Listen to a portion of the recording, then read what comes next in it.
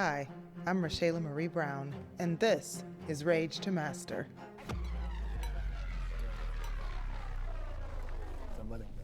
Bring down my girls.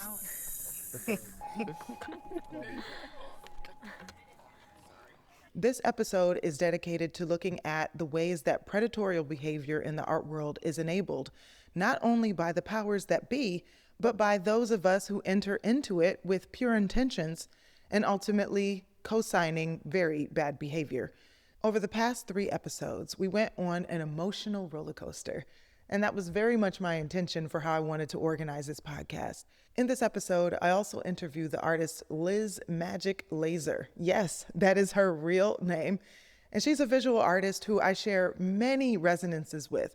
We share a sensibility towards humor and also poking fun at the things that piss us off, quite frankly. And this connection that I have with Liz is really about this sense of humor that is ultimately designed to help us cope with very trying circumstances. We talk a little bit about her play, The Committee. It's a radio play that's designed specifically for you to listen to it. And it is one of the first works where we hear Liz's actual voice. Liz often works with actors, but not necessarily on a stage. A lot of her work takes place in the everyday, such as the ATM vestibule or a TED Talk. She looks at all of the silent and sneaky ways that we sign up for our own participation in abuses of power. Her most recent work, The Committee, which is now live on Montez Press Radio, is a critique of the attacks on academia coming from the federal government in the United States. The current administration has been targeting academia for quite some time, and they're becoming more and more successful in silencing the voices of professors. Her work jumps the gun. It beats them to the punch.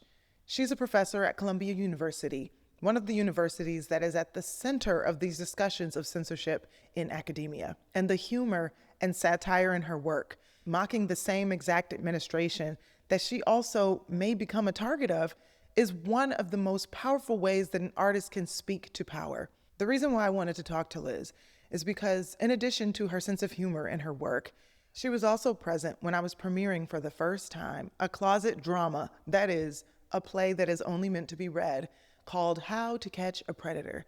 The title is inspired by that popular television show in the early 2000s, To Catch a Predator, which essentially tracked down men who were interested in child pornography. The show was incredibly controversial because of its form of entrapment. What it did show was how complicated the terms of consent are, not only in interpersonal relationships, but it also showed how they operate in the media space. Ultimately, the show was canceled because one of the men who was exposed as a child molester ended up committing suicide. And the truth is, when I wrote How to Catch a Predator, I was thinking a lot about my own experience of starting my career in the art world and experiencing some very predatory behavior quite early on that went on for years unchecked without any support from my peers or other people in the community. Many of us were similarly being targeted by the same individuals, but refused to talk to each other. And in that process, we lost not only the possibility of solidarity, but those same people who were abusing their power went unchecked. To this day, many of the incidents that I experienced early on in my career still have not been addressed, and it was starting to affect my mental health. And so I decided, instead of always feeling triggered every time a specific group of individuals or time in my life came up, that I would start taking matters into my own hands. And that's where satire comes in. So the emotional arc of this episode is not only humor, but it is definitely targeted towards healing. What I'm trying to do is take my power back, and hopefully in doing so, also give voice and power back to other people who've experienced the same sort of undermining in their industry or career. My play, How to Catch a Predator, is thinking about not only those powers that be that oppress, but also how we, the artists, choose to sign up for this oppressive system. That is often the subject matter of my work. So at the end of the day, what I'm trying to get to the heart of is not only critiquing a system as it stands, even though that is definitely one of the things that I'm interested in, but also the ways that we are complicit, the ways that we sign up for the terms of our own oppression. I'm very clear that funny people, such as comedians, who have something really important to say, are often dangerous. I am very fascinated by this aspect of creation and this aspect of making art that is truly powerful. For me, the most important artworks not only shift your perspective, pique your curiosity, show you something beautiful, but they also make you think. My hope is that my play, How to Catch a Predator, not only rings true for the people who started their career around the same time that I did in the 2010s, but hopefully that it exposes the behaviors that we still continue to see to this day in most creative industries. This is how we transform suffering into power and ultimately into meaning. But I want to be clear about one thing. Though there are people who abuse their power way more than others, there's always a moment in our lives when we become the villain. Just as much as we want to see ourselves as the victims of a wrongdoing, in someone else's story, the drama triangle of their life, we are the villain. And so taking responsibility for one's actions is another part of why I am writing this play. It's another reason why, in the table reading where Liz was present at Skowhegan, I am reading the role of the predator, not anyone else. It was important to me to take responsibility for my own complicity in the ways that the mechanisms of the art world are often abusive and disempowering to other young women like myself. I'm really excited to be able to talk to you today to talk about these shared sensibilities that we have regarding humor, critique, consent or lack thereof, like all the different things that come up in both of our work. Thank you, Liz, for making the time to do this. And yeah, being willing to also share with me a work that you have in progress. Because a lot of times artists don't feel comfortable doing that. And I just wanted to start off by saying thank you for doing that.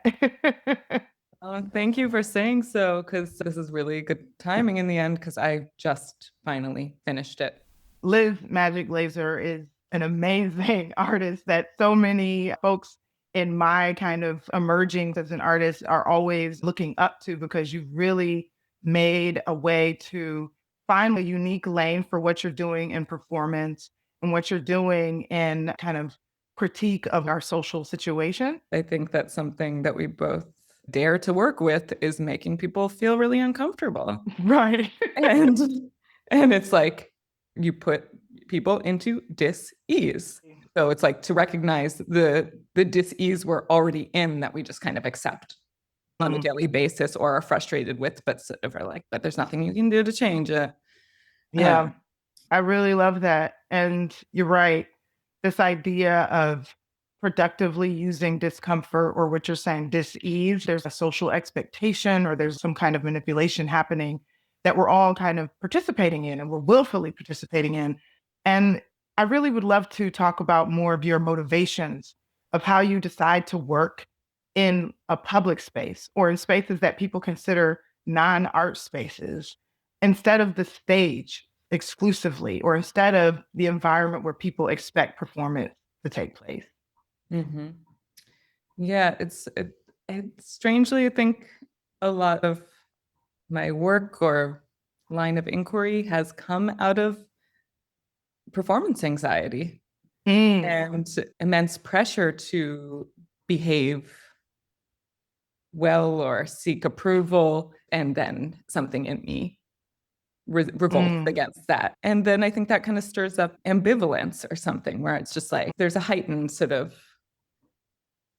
fear and withdrawal, or just like pushing oneself to fuck shit up anyway, or like be like, actually, no, look, look at this. Yeah. Oh, I wanted to say you used one of my favorite words, ambivalence. And I love using that word when I talk about performance specifically, because a lot of people have this misconception that people who go into performance, that they have a natural inclination to it. And I found that in a lot of cases, it comes from this anxiety or frustration or ambivalence, this mixed feeling of like, I don't know if I want to be out in front of people doing this thing, but I feel like there's something happening that I need to understand or process or work through. In your work, what I know of it is it is about this take up of a radical ambivalence and this sort of invitation to identify with you, and then like with total rejection, and it'll be like, yeah, I'm with you, and then you're like, no, bitch, actually, don't get too carried away. You're not me, and you don't know what it's like. But that for me, I mean, you were talking a little bit about was like part of what you're also responding to, that feeling of like being switched up on was very much a part of my upbringing with a lot of different people. I mean, weird competition within the community where it's like the people who you are supposed to trust and supposed to be able to rely on, whether that be caregivers, parents, teachers, they do this like flipping thing on you sometimes. I mean, we're in the art world, so the social, personal, and the career work is totally commingled, and Yeah. and so these family or community and sort of competition within it, this feeling that you're not receiving enough support and that you want it and you're fighting for it. Yeah. And then you've been wrong. You feel like I've been wronged and it's real. Yeah. And then you end up taking it out as like semi-conscious, and then becomes a habitual way of speaking to others, or how a curator speaks to an artist, or vice versa, right? Or there's different of power. There's little comments, but you almost get to see yourself in a petri dish. Usually, I'm sure this happens to you too, if people don't know your work, that I get a question. As soon as I say I'm an artist, they immediately jump, are you a painter? And it's like, whoa, how did you jump from me saying the label artist to painting, which is such a specific subset, even though it's very influential in art history and in museums, basically choosing a path in the art world that is not necessarily immediately legible to the average person. Because I feel like a lot of your work, it starts from this place because it's blending both public spaces and the kind of everyday interactions of manipulation and power that people experience. Yeah, I'm thinking back on how my background is as a photographer. I think I even did, I guess, for instance, like I even took a photo of my mom naked, like in a hole in the grass, and like the roots were connecting to her vagina. This kind of thing, right? Right. When our parents are willing participants, they definitely get some weird things done to them. So my mother can definitely relate. But then when I went to grad school at Columbia. That did give me a quick entry into what at that moment was the high art world in New York, and that what I was doing was not fitting into that. So I think it only took me a few months in grad school, and it became clear that the scenario was much more interesting than the image. And so the very first performance-based thing I did, it was me holding an ice baby, a baby made out of ice for 4 hours until it melted. You were talking about some of your educational experiences and how those had been negatively impacted upon you, but they also in some ways were good because they taught you what the art world was going to be like, and to really have a thick skin for what you were going to be dealing with and learning how to manage yourself from that position. But now you're a professor. So I'm very curious about you not only transitioning from that student to teacher role and then working with students on this project, but also this transition into actually implicating yourself, like actually implicating Liz Magic Laser as a professor, and what that means in today's very divisive times around academia and freedom of speech. Yeah. And I guess just when I entered grad school, that I had professors who were a little bit cool and intimidating and not that supportive, right? But they gave me something to react against. So I taught for 3 years. Then I moved back to group crit. Then the pandemic happened and I had not taught there in 5 years. Then I get a somewhat last minute call in November of last year to return to teaching that class. And I said yes right away. It became clear that there was a lot of turmoil on that campus with pro-Palestinian protests and professors seemingly getting pushed out, or there being ruptures. Beyond the pale for me was, I don't want to hurt others. I don't want to hurt my students. I don't want to get them in trouble. Right. For disciplinary action or immigration. And, I'm not going to draw any attention to myself or this class. And I really stopped looking at social media. And then I slowly realized I'm getting paranoid. And it's like, the exercises that we do, the language that we use, it is very easy to mock in many situations for people who don't have that educational exposure or interesting. I mean, you mentioned this earlier. I went to art school. I learned all the big words. I also know how to talk about art in the way that the big curators and the museums and all the cultural institutions do. But I always am trying to challenge myself to find a way to say it in as plain language as possible. Yeah. I guess back to HUAC and McCarthy hearings is, it was a time when artists, intellectuals, novelists, poets had a much stronger impact on mass culture. Yeah. And were seen as public figures who were really part of the cultural discourse, right? And this was a way to go after them and take them down. I think anyone who exists in the art world for more than a year, you get put in that position of you have to pick and choose when it's worthwhile, especially with someone who has some measure of power over you. Like, it's like usually like a little bit of a like side elbow, right? Where they're just like, you're in on the joke too. Oh yeah, I've been literally whispered into my ear from very powerful people things that were completely inappropriate, but that they thought would be charming or humorous to like share with me, because it's inviting me into complicity. It's inviting me into like, oh, you get it, you know? And so it's too absurd or stupid to clash with the predator. But it's just, are they serious? And should I say something? And then you bite your tongue and you fall in line and you end up feeling oppressed or felt hostage by the situation, or that you just have to give up on the benefits that were formerly being offered to you. When I was writing it at the same time, I don't know if you had been following like the P. Diddy trial with Cassie, and like the spectacle nature of that, where she's pregnant and she's on a witness stand and she's talking about some really graphic sexual violence that she's had to endure for years from this guy.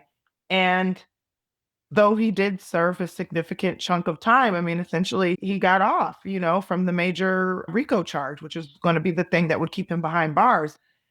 And I and a lot of women that I know really upset.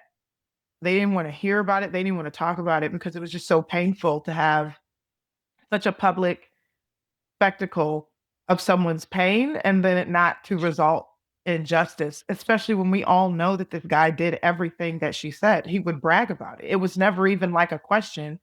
The issue was consent. So for me, writing and using the satirical, comedic, so basically it's like we have this character, the predator, who I end up playing because I didn't feel comfortable having anybody else read that character because she's so abusive and so toxic.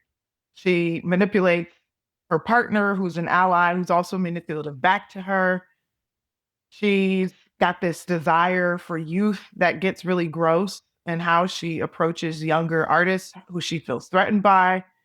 She uses her literal, in my play, she has a huge ass, which is just to represent like she's bigger than everybody else. Like she takes up a lot of space. So it's like a comedic form of representing her taking up too much space.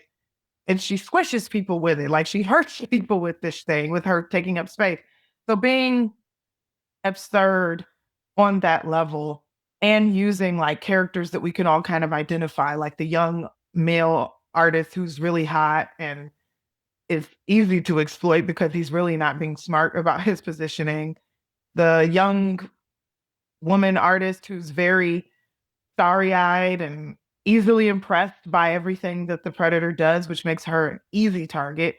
You know, like these types of behaviors, the museum director who doesn't want to get involved, who's above all of this. In mine, she's literally a stone statue. I'm very aware of like how we all can be these characters, which is why it's important for me to be Predator in the play. It's like I could be frenemy in somebody's story. I could be, because I used to be a director of a diversity and inclusion department at a big art school, I could be the museum director who doesn't care. You have to kind of like retreat a little internally and put up a wall. Yeah. And sometimes it feels like you're being mature. Yeah. And right. And I think that's like the tricky terrain. You're like, I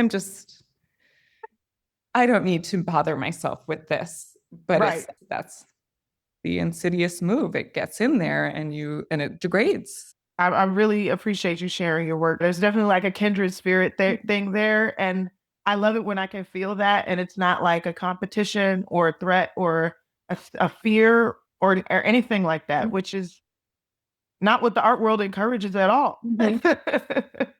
Because we need to make ourselves vulnerable, and then we're reminded constantly that is not safe and we're going to regret it. Yeah. And yet you still have to keep doing it too. Mm-hmm. As and when you can to connect. Yeah. You need it. It's food. It's life source, right? I mean, that came up even in my interview with Ruth when I got accepted into Skowhegan. She commented and asked me, because I had a lot of public facing things happening and was going to continue during Skowhegan. So she did ask, and I think that's fair to share for people who want to learn about how residency interviews go. But she just was like, normally, like we don't have like a thing about age. It's more about what you're working on and how you have time or don't have time at a specific moment in your life to do this. And so I was just very transparent. I was like, it is very busy. I am doing a lot.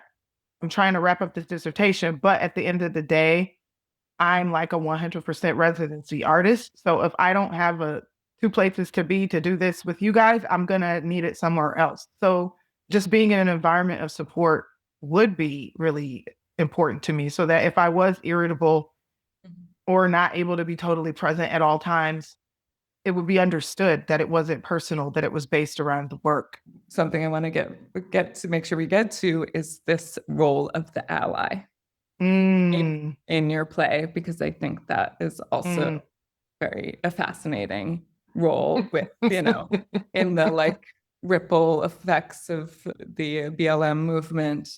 Yeah. That role. I have my own, like, I have my own thoughts but I also like held it. It's something I held back because I was like, no one wants to hear this from me. But I was sort of like, what the fuck is this ally bullshit? That is the language of state power. The privileged white person who's supporting the cause. I just had to say that, and then I want to hear from you. It's wonderful. It's wonderful to have a white person look at that and comment on it, quite frankly, because I was very nervous. It's like, it's easy for me to talk smack about people of color I engage with, quite frankly. And this is something that even like, I can't remember who it was, but I was doing some solo exhibit walkthrough with a Black artist, and they were like, are you making sure to talk about the real oppressor in the room, or are you only talking about the things we do to each other? And at first I was irritated that this person said it, but then later I kind of reflected and I was like, these behaviors, these twisting around, it comes from a competition towards something. And what is that something? And I think, yes, we have like people who are overtly trying to tear us down and take away our resources, a person like, a Donald Trump or a Roy Cohn. But we also have this need to be seen and desired and loved. by white people in a genuine way and in the way that the ally represents themselves to be. And so that was something that was important to me to put right up front, that what allows the predator to feel comfortable in her power and abuse people is that she has a support system. She has somebody who lets her say whatever crazy stuff she wants, who even allows that power dynamic to be flipped in her favor in a way that's like clearly satisfying to the ally in some way. It's been almost 10 years since I was first exposed to that type of behavior. For me to finally find the words that feel authentic and real and can also be useful as an artwork. So when it comes to the DEI stuff, I probably got a few more years before I'm really like, I know what I want to say and how I want to say it with that. We often want to put artists that we look up to on a pedestal. And so my point of this episode and the podcast in general is to show that we are all human and that it is important to not only take responsibility for ourselves, but also for our role in the community. And it is vitally important, the more successful that an artist becomes, that they realize that the actions that they take from the past will continue to show up over and over and over again. I'm at an age now where, though I am young in my career, I am not a young person in reality. I have lived many, many lives, and I have done many careers. So integrity and having a sense of what is important to me at this point is the most important thing. And I feel like for really any artist, it should remain the central concern of their story. So the truth of the matter is that we are all villains, victims, and heroes at some point of the story. The question is, who is consistently the star in yours?